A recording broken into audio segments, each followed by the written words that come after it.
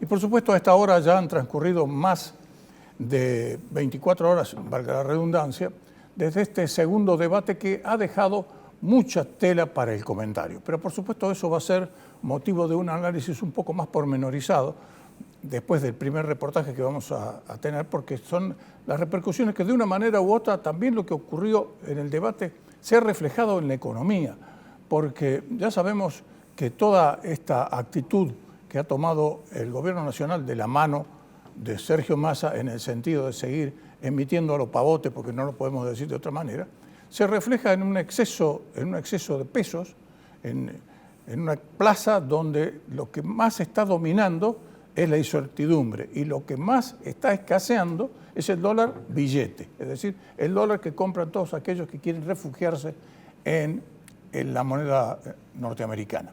Y por eso estamos ya acercándonos a ese límite que parecía, es decir, que cuando alguien señalaba que se podía llegar a los 1.000 pesos por dólar antes de las elecciones, dijeron, bueno, son unos tremendistas, pero ocurre que ya la cotización está en 950. Aquí en Córdoba la cotización del dólar blue se está muy, muy cercana a los 1.000 pesos, con la diferencia de que prácticamente no hay venta. Es decir, en las cuevas lo que puede llegar a suceder es que le compren a usted algún dólar, pero conseguir dólar billete se ha hecho realmente muy difícil. Y como el dólar en estos momentos es una mercancía más, ante la falta de oferta, es decir, la demanda hace que suba el precio constantemente.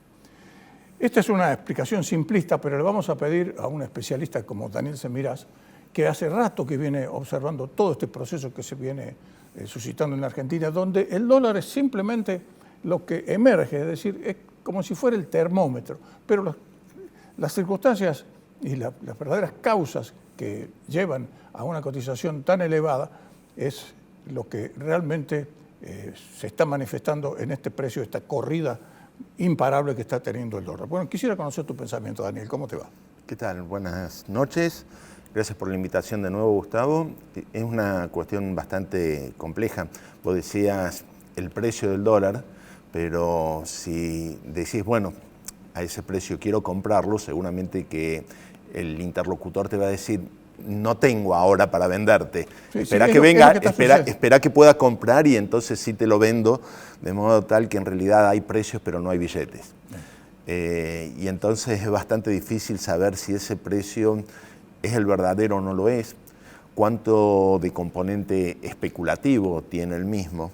Y en realidad lo que hay que tener en cuenta es que si bien después de las PASO la decisión que tomó el gobierno nacional fue de realizar una devaluación y mantener el tipo de cambio hasta fines del presente mes de octubre en un valor referencial 350 el mayorista, 365,60 el minorista. De hace 5 siglos eso. Pero sucedieron varias cosas. En primer lugar, lo que se buscó hacer es salir del crawling peg, es decir, el seguimiento periódico, cotidiano de una microdevaluación, hacer una sola devaluación de golpe y a partir de ahí amesetarlo, de modo tal que al final del camino se seguía con la misma inercia o con la misma pendiente de devaluación.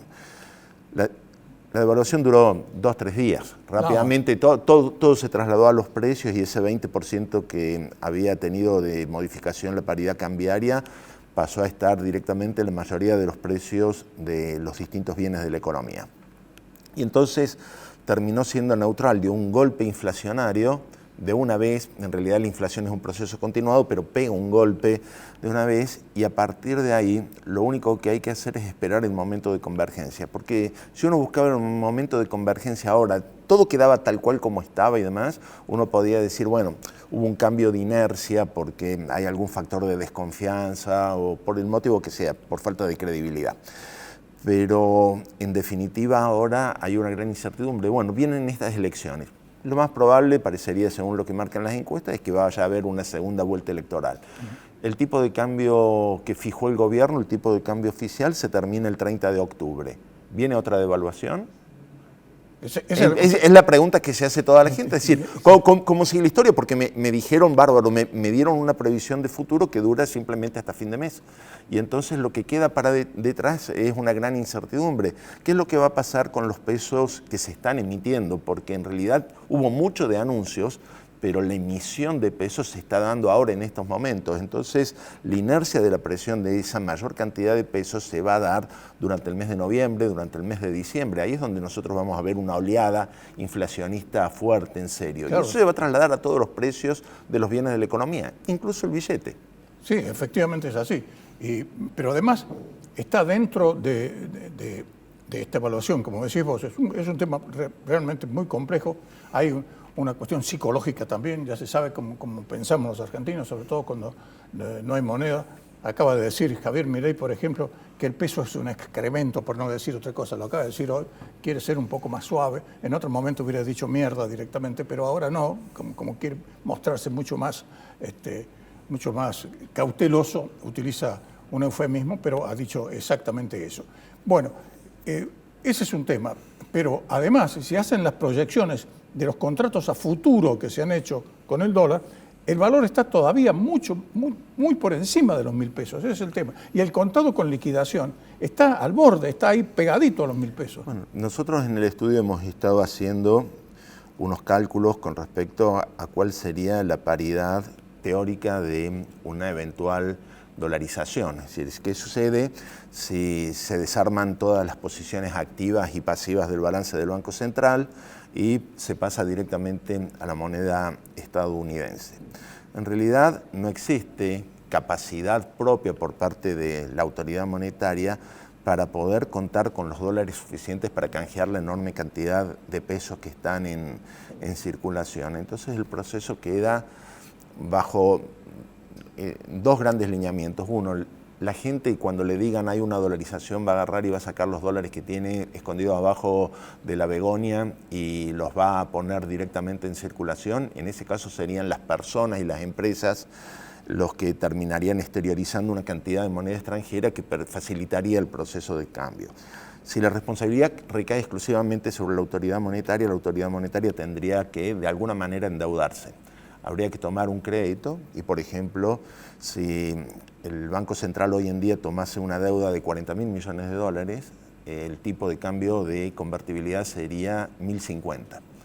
Eso son lo que están dando los números, los resultados. Sería un tipo de cambio de convertibilidad, con lo cual habría un proceso de convergencia con respecto a los valores que estamos viendo nosotros ahora en relación a esos valores teóricos. Pero lo que sucede es esto.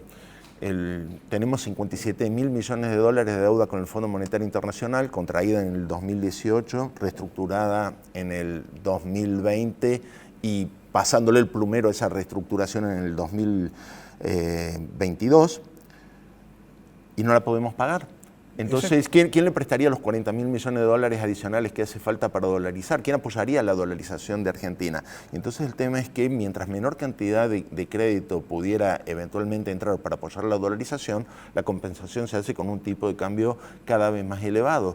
Y entonces se genera ese factor de incertidumbre. ¿Con cuánto dinero se va a disponer? ¿Y quién va a ser el próximo presidente? Claro. Entonces, todo ese tipo de incertidumbres en los tiempos electorales, más la indefinición con respecto a qué es lo que se hará. Si te fijas, Milei ha dejado de hablar de la dolarización. Sí, ahora habla de la libre elección de monedas, ¿no? Sí, es decir, que es totalmente distinto ya la cosa. Es otro tipo de cosas, es otro tipo de situación. En su momento se animó a decir que la dolarización se iba a hacer al tipo de cambio de libre mercado. Parecería que no existe un tipo de cambio de libre mercado porque el valor que estaba hoy a las 10 de la mañana con respecto al que está en este momento, que son aproximadamente las 3:30 de la tarde, es 60 pesos de diferencia, de modo tal que no hay un parámetro. No, es que no para de crecer, no para de crecer. Entonces, uno no sabe muy bien dónde está parado. ¿Cómo hacen los agentes económicos para tomar decisiones en ese contexto? ¿Cómo se hace para crear puestos de trabajo? ¿Cómo se hace para invertir? ¿Cómo se hace para generar riqueza? Y cuando están esas dudas y esas preguntas no se pueden responder, nosotros decimos, bueno, ponemos en pausa la economía ¿por cuánto? ¿Un mes hasta las elecciones de ahora? ¿2 meses hasta noviembre?